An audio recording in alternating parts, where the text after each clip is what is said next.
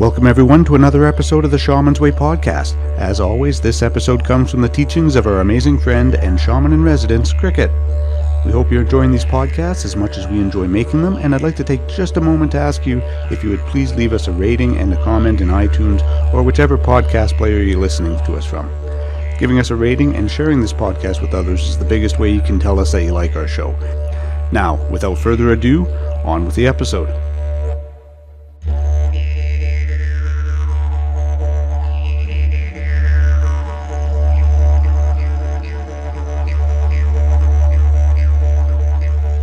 Hello, everybody, and I welcome you back to the discussion of shamanism and the discussion of what we do and how we move from one state of being to another state of being.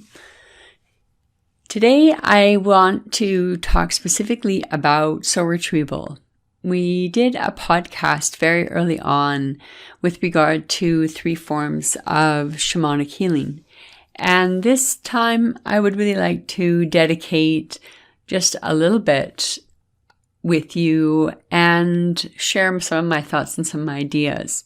So what I want to do is invite you to kick back or keep driving or keep carrying on and doing your housework and listening at the same time. Whatever it is you do, continue on and allow my words to maybe penetrate a part of you and make you go, oh, that makes sense, or, oh, that makes no sense at all, or however you wish to take it. So, shamanic ceremonials and healings, they really, they sound kind of weird. There's spiritual parasite removal, Toi Aname, the journey of Menzu, the release from Purda, the sound, even soul retrieval, those compassionate depossession, those sorts of strange sounding titles. And how would you know if any of these even apply to you? If you don't have a clue as to what the titles refer to in the first place, right? I get that. I come across, sometimes I'm a curious person like the rest of you, and I sometimes come across an interesting website that contains a phrase or form of language that I wasn't fully aware of before, and I have to say, I'm intrigued by how others explain their sacred ceremonies. What I want to do today is just offer a common sense down to kind of earth talk about the case of soul retrieval. Why soul retrieval? So I'm going to start with a metaphor. Imagine that you have a potted plant that is not doing well. Its leaves yellow, and if it's a flowering plant, maybe it even refuses to flower. Now, you could cut away the damaged parts of the plant. You can douse it with fertilizer and shock the plant into a new growth cycle. We've all done that. Well, actually, I haven't really done that. I've cut away plants and then gotten heck from them, and they refuse to grow for a long time. I don't use a lot of fertilizer, but they do seem to grow. Anyway, that's totally irrelevant. So back to the metaphor. So you could look at the plant as a whole, and seeing that the roots are crowded, give it a larger container. And while you're at it, maybe you might seek a better soil mix. Now that I have done. And put some companion plants in or next to it so that the plants have what requires to flourish. The first option is akin to the psychotherapeutic process. So cut away what isn't doing well, douse it with fertilizers, shock it into a new set of growth. So cut away what does not work in your life, add in a bunch of amorphisms and ego-encouraging affirmations. And what we encourage or hope to do is shock the system into a more positive, attitudinal approach in life. That doesn't diminish the fact that that does work and that can work for people. But there are also healings that are in need of some spiritual reality to it and some recognition that there is wounding that goes beyond language. The second option that we have in the plant story is akin to feeding the soul. bringing to it what it needs by listening to the soul rather than forcing it to perform according to mind, body, or societal expectations. In soul retrieval, I recognize that the soul of a person. But let's unpack that word soul just a little bit, because I believe many of us likely have a different idea of what soul is. And I can honestly say that I don't have a brief encapsulation of soul that does soul any justice.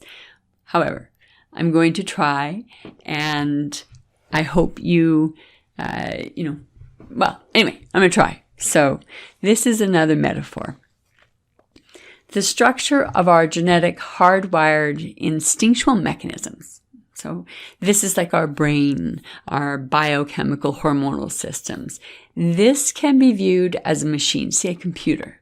So we're going to call it the body and the brain specifically. And I know in other podcasts I've talked about the neuropsychology of shamanism, and I've talked about the different hormones that are used for healthy brain waves and what shamanism can do in respect of that. So I really do believe that this is a good metaphor for us.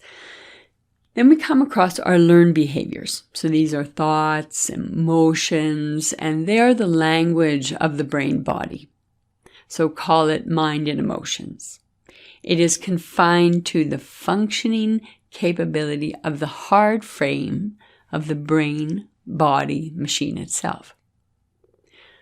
With these two, the body brain and the mind emotions, they're like a computer hooked up to the internet with all its nascent capabilities, emails, posts, pics, to name the most Luddite of them all,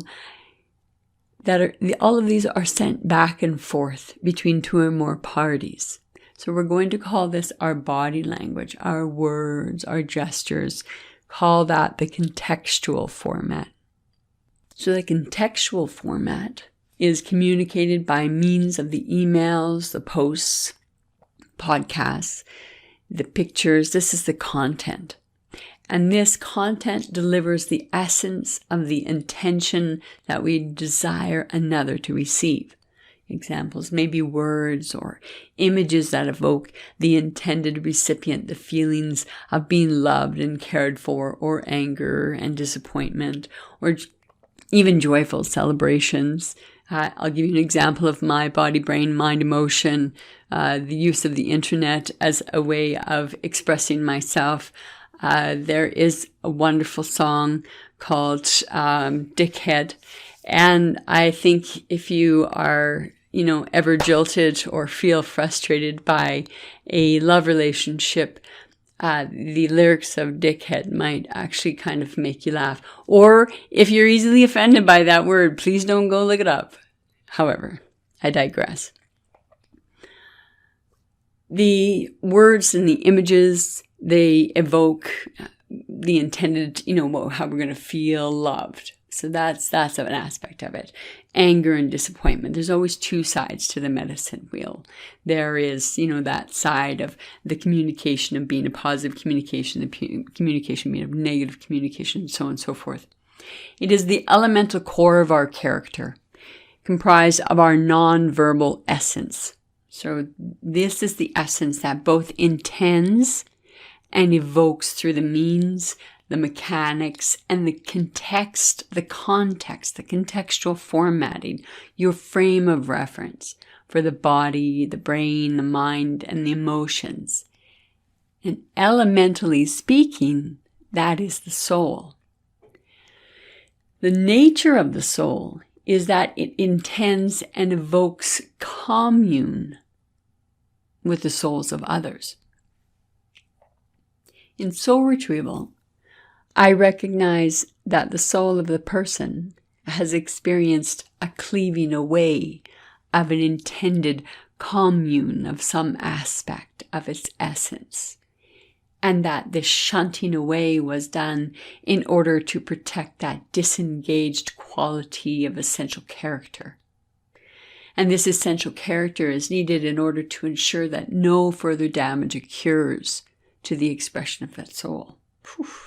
I don't know about you, but that was a bit of a mouthful for me. So let me just, let me just unpack that just a little bit.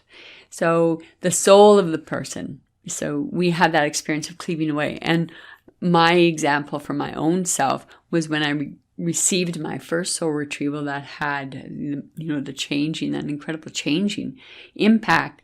It brought back the feelings of loneliness. And I could think back and not ever remember being lonely. So there must have been a very young part of myself that had to leave, loneliness had to leave in order to protect my soul. A child is innocent, it's trusting, and it feels safe in their environment. If that child were to have those qualities of character denigrated, abused, or injured, that soul of the child might disengage the essential qualities like trust, innocence, seeing the world as safe, and not as a denial of these attributes, but in order to protect them from further assault and injury. So we remove those parts of ourself. So I, in Soul Retrievals, have returned trust. I know I have returned innocence many, many times to people who have come through the doors for Soul Retrieval work. And safety. When did you give up safety? When was the last time you felt safe? These are all very important questions for soul retrieval work when I'm doing a journey, or when you're doing a journey for this soul retrieval. So we remember that those pieces were taken or put aside or buried deep, deep, deep, deep, deep into the black earth, because the overreaching soul, that mind, body, emotion, physicality of self, that mainframe, the synapses, the neurochemistry, the connection of the all, that collective unconscious, the web of soul, all of those aspects, this all comes into play. However, what we want to look at with this is the consequence of this disintegration of these qualities of the soul from the rest of the functioning essentials of life. That the child will grow into a person who does not necessarily have ready access to those qualities, if they can even access them at all. Such a person's experience will be that they mimic what it looks like to trust, but they might just not quite get it from the inside. Instead of being lovingly trusting and discerning, the person as an adult may be suspicious, judgmental, on the one hand, while also being very gullible and susceptible to manipulation on the other. Innocence, having been shattered, is replaced sometimes, I find, with the poor substitute of aloofness, so to be aloof, or to be snide, so create some sort of shadow of innocence, in a sense. The world, to those with that reality, just doesn't feel safe. Rather, the world seems to be out to get them, and they're always looking for the setup, believing that there is to be a lesson in each and every mishap of life, and if they were only able to get that lesson, they would be safe, fulfilled, enlightened, or free. Sometimes you do get a lesson, and sometimes you do retrieve that aspect of self, and sometimes it doesn't. We're always on to the next lesson in life to be learned, if only they're smart, good, spiritual enough to learn it. So understand this is only one example of someone whose innocence, trust, and safety has been threatened in life. I'm not even addressing the damages wrought by sexual and or physical abuse, abandonment, rejection, betrayal, to be demeaned, shamed. You get the point. So why soul retrieval?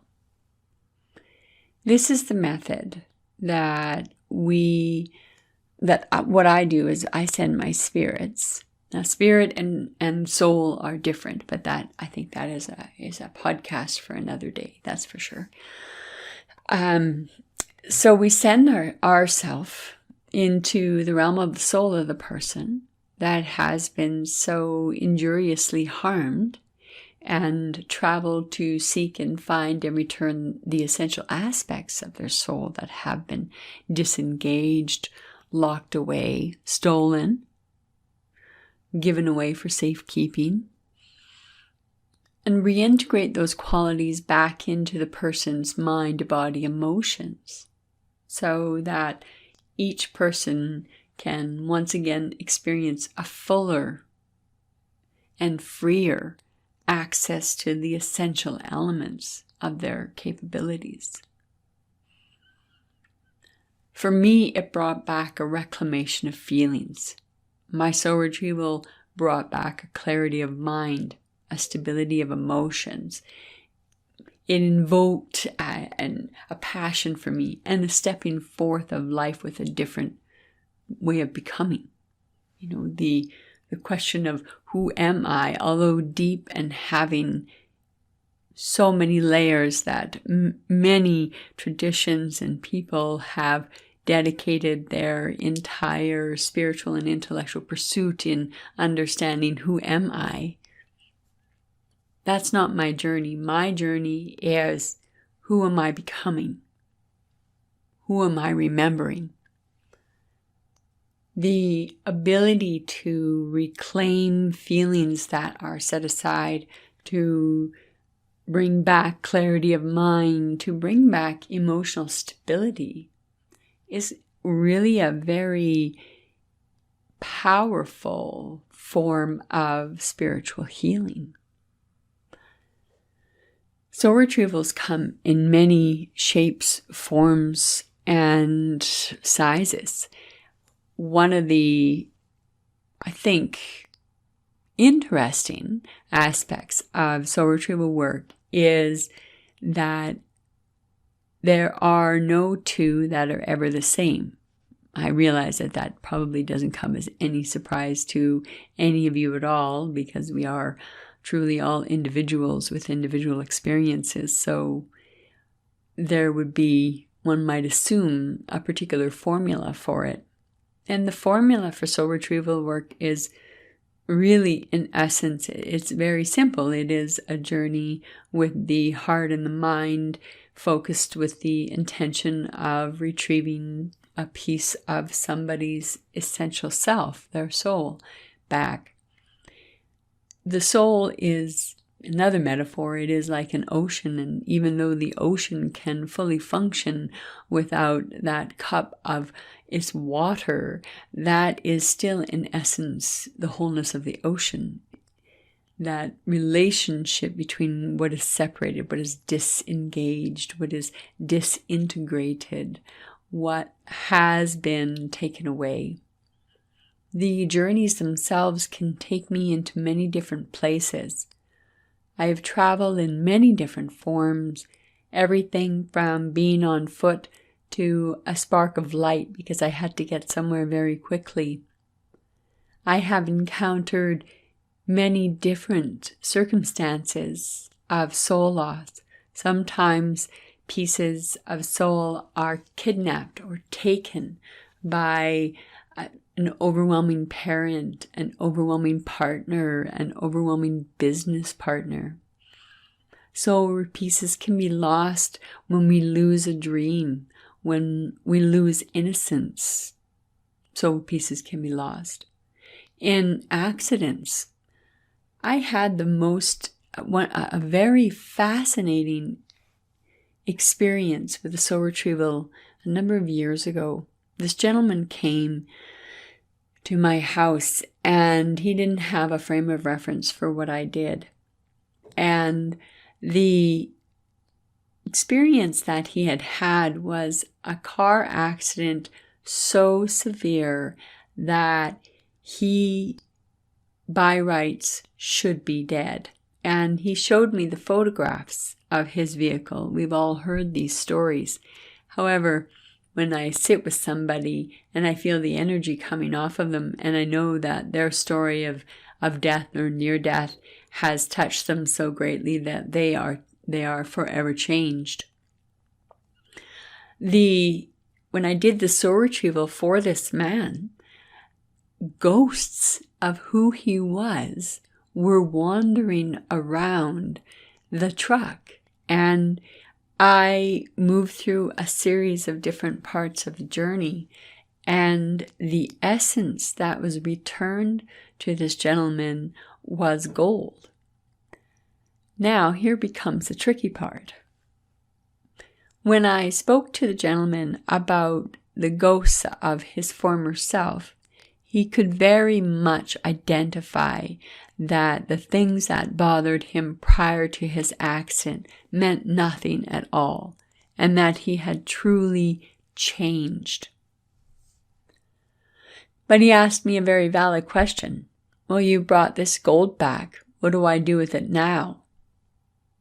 And how do I explain? You've been given back the essence of your soul. You have been given back, from my eyes, because gold for me is one of the signs and symbols of purity. How do you say that? And it's true. What does somebody do with that who doesn't have a frame of reference, who doesn't have a way of formulating or integrating that into their life? Now, that is only one very extreme example. The majority of times, spirit always spirit bends over backwards to help to bring us back to a place of better fullness or better understanding of self or return of self. The encapsulation of the soul piece and the return of the soul piece and the journey after that of the person who has had the soul retrieval done are all very integral aspects of the process of integrating that aspect and that piece back. So, with regard to the gentleman who did not have a frame of reference for the gold light, the gold soul that came back to him, I didn't have any language to describe it with him. But for the average person, I bring back their innocence, and we can talk about where they left their innocence, and the visions and the images that I see with my drum are very accurate for the individuals who are with me, or sometimes I have been able to do the process from a distance. These are points and intersections between the human walk and the spirit walk. And there are intersecting places where I'm able and others are able to step off the projection of linear time and through journey work travel to the past and once in a while even to the future to gain the essence of that person or what they have put aside in order to keep themselves safe. The journeys can be, for me, they are generally Well, okay, in the younger years, when I was on the south part of the medicine wheel, a lot of my journeys were very strong in the battles, and I was fully fire, I was fully warrior, so I fully expected that a lot of the journeys that I would do, I would have to fight to get the soul piece back, and that was what my soul longed to learn and what my soul longed to understand. So in the beginning, in those number of years, that was the experience that I received. As I aged on the path of the warrior, I realized that the wise warriors aged, and the warriors who operated with, being impetuous and whatever you want to say about that, I wanted to live longer in the spirit world. I wanted to walk a deeper path. I wanted to walk a path of understanding, not just annihilation. Although all praise to annihilation, sometimes it is sometimes the only option. However, that's not the point of the story. The point of the story is this. We have now I've moved into a different process where I can fight if I absolutely need to fight, but I've taken on far more of an observer's role so that I can understand the relationship between that which is holding the soul piece and the soul piece in and of itself. So if I have journeyed for somebody and gone to their mother may have innocently taken their innocence, or their mother may have maliciously taken their innocence.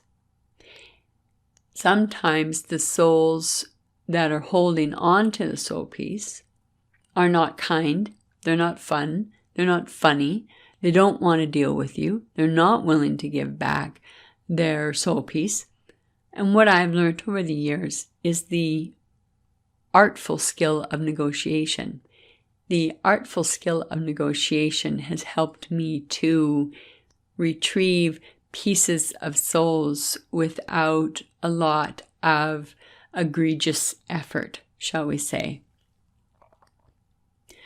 Understanding a relationship between the lost piece and the piece that is holding it captive, or where the piece was hidden. Oftentimes I will find children's soul pieces hidden in the walls of the houses, so the children's souls felt safer unseen, and nobody put them there. The child has put them there themselves. Other times I've received soul pieces back that have experienced traumatic events, and not just physical and sexual, because there are many forms of abuses, from traumatic experiences in regards to birthing, to traumatic experiences in the loss of children, traumatic experiences, you fill in the blank. And joy. I return a lot of joy. And that surprised me. And that came in the last, maybe the last decade or something, returning joy. And I also return light. And that also is new too. Those are qualities. So maybe as I age as a practitioner, maybe as I age with my wise eyes, with my knowledge turned inward and spun out as wisdom, perhaps the spirit world is changing to accommodate my changing vision, or that my perceptions have shifted and now I see things differently.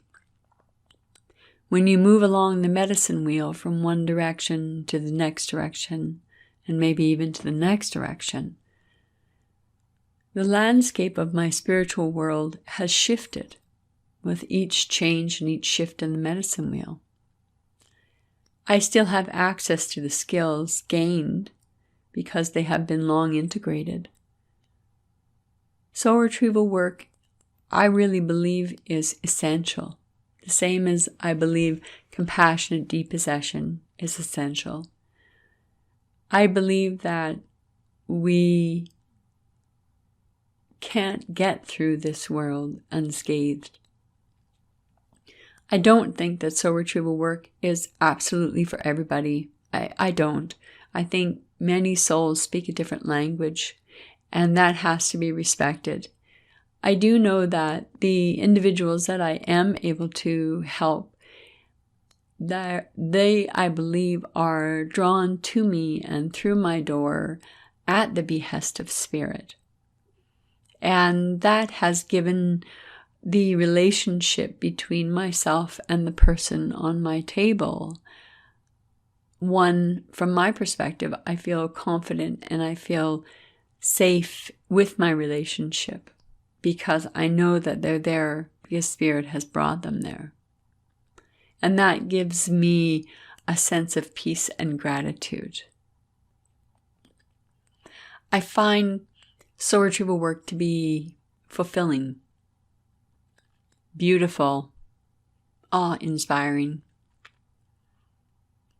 And as I led or alluded to earlier on, doing soul retrieval work is never the same for two people.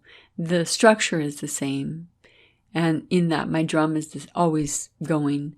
I always have a candle ready.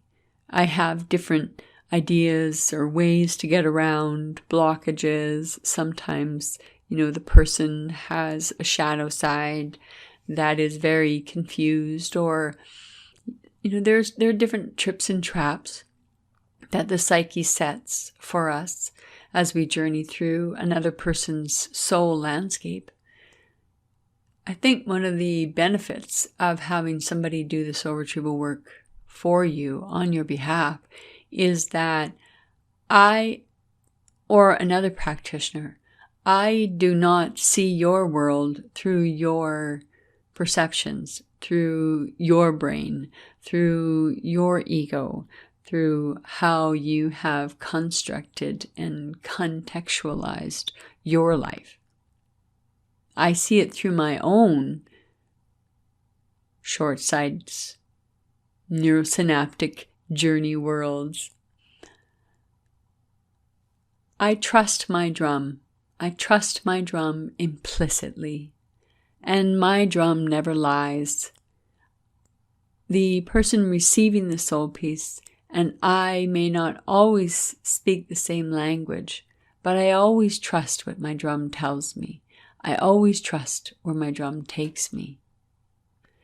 And it is, I believe, because of that trust that my spirits have given me the honor of seeing so many happy endings, so many new beginnings, so many ways of becoming and recognizing yourself in constant motion and constant movement.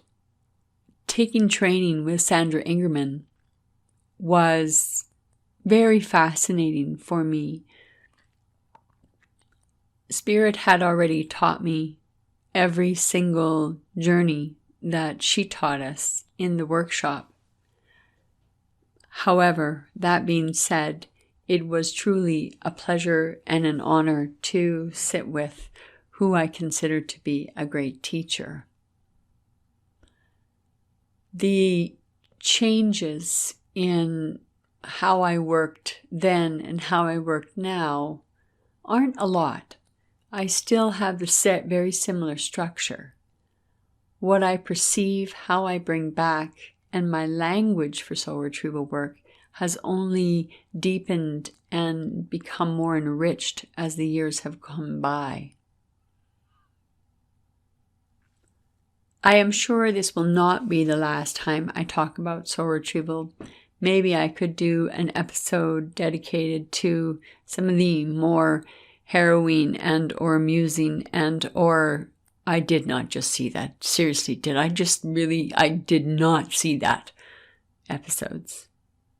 Until then, thank you, my constant listener, for your ear, your mind. I look forward to comments coming in, and that would be it. Until next time, bye. Thank you again for joining us here on the Shaman's Way podcast. If you have any questions, would like to make a request for a future episode, or if you're looking for other shamanic resources, including free drumming tracks, please visit us at shamansway.net. Until the next episode, be well, everyone.